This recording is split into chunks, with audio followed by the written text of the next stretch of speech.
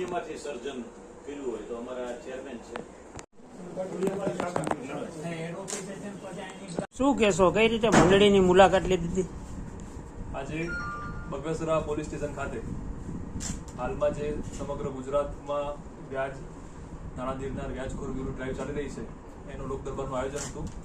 સાથે જ બગસરા નાગરિક શરાબી સહકારી મંડળી ખાતે એમના એક સભાસદનું અવસાન થતાં કેતનભાઈ ચૌહાણના પરિવારજનોને જે 25,000 રૂપિયાનો ચેક આપવાનો હતો એમની વિનંતીના આધારે આજે મંડળીની મુલાકાત લીધી અને ચેક અર્પણ કરવામાં આવ્યો.